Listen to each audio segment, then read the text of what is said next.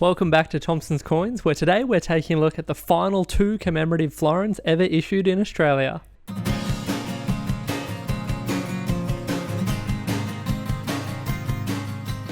The florins we're looking at today, in my opinion, are often overlooked and a little underappreciated because in Australia's florin history, there are 4 different commemorative coins, and the last 2 that we're looking at today don't get nearly as much love or, excitement around them. And I've got a couple of theories as to why that might be the case, but today we're going to take a close look and hopefully we can get a little bit more appreciation and excitement around 2 commemorative florins. So florin collecting, much like coin collecting in general, can become a bit of a rabbit hole. If you start out at the beginning, they start out at 1910.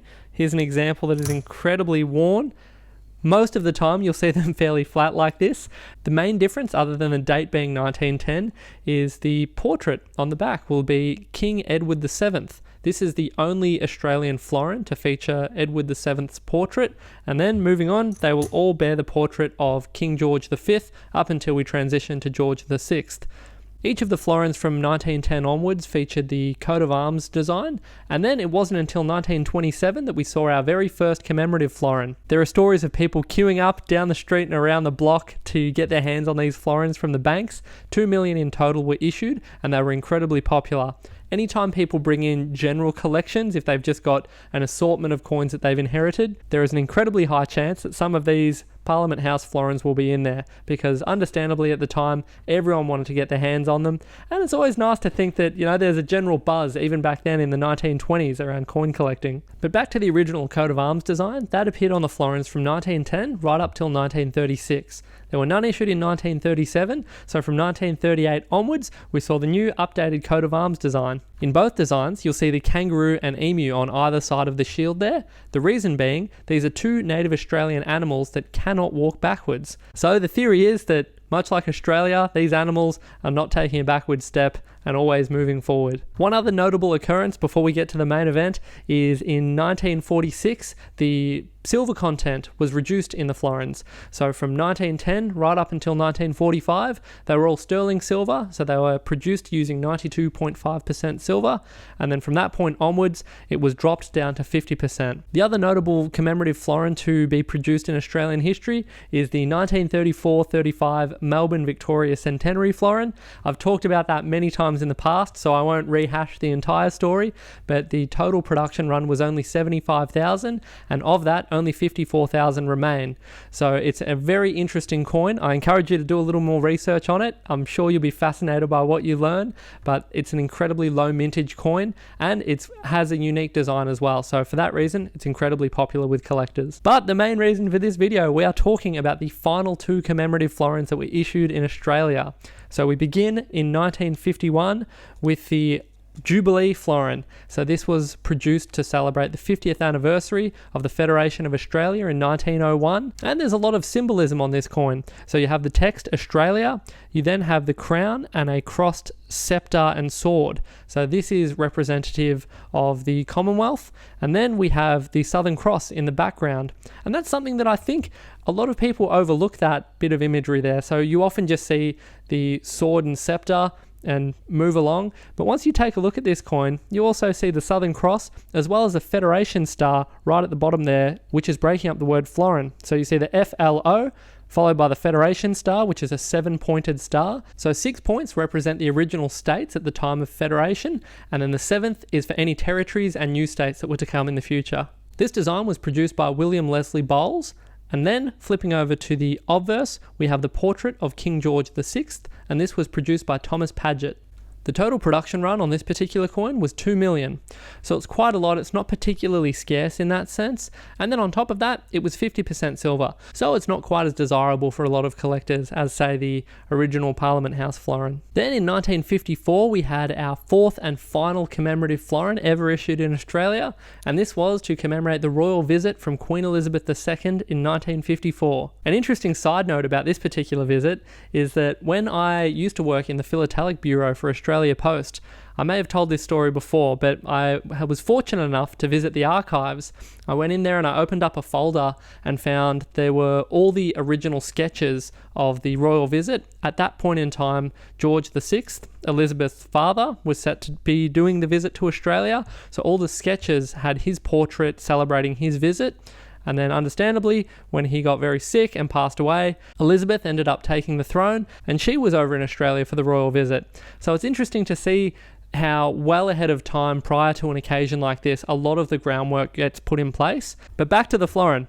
This design I think is quite nice, and for the longest time, again, just at a glance, I always thought that it was some sort of hybrid animal between a lion and a kangaroo.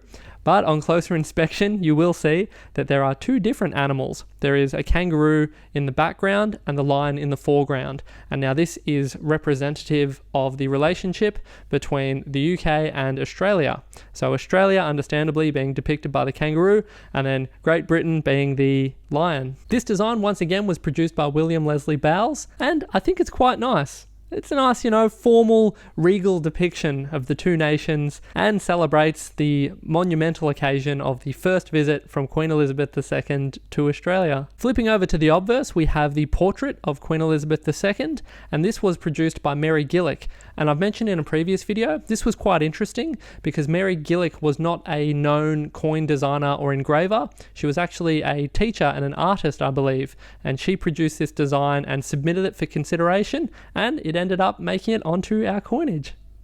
So my theory on why these two florins aren't quite as popular as the original 1927 as well as the Melbourne Centenary are two sort of main things. Firstly, they don't have the advantage of being sterling silver. They're only 50% silver. So for anyone that is just looking to accumulate as much high purity silver as they can with their coin collecting, will invariably stumble upon the occasional Canberra florin, and then if they're really lucky, they may even find a Melbourne Centenary. And within that context, they're sufficiently different and unique, so a lot of people will talk about those and they'll get a lot more attention. These two coins being later down the track and also having the 2 million mintage, which I appreciate is the same as the 1927 Canberra florin, but I'm not sure there was quite as much excitement surrounding the release of these. But anyone that was around, please let me know in the comments. Was there a lot of media attention? Were people queuing up at banks for these particular florins? Because it's the type of thing that once again does turn up in coin collections, but not nearly as much as some of the other earlier florins. The other reason I wanted to highlight these two florins in particular is because I had some really, really nice examples of them come through the shop this week, and when I put them into a flip together, it's not something I did intentionally, but I put them one coin in either end of the flip.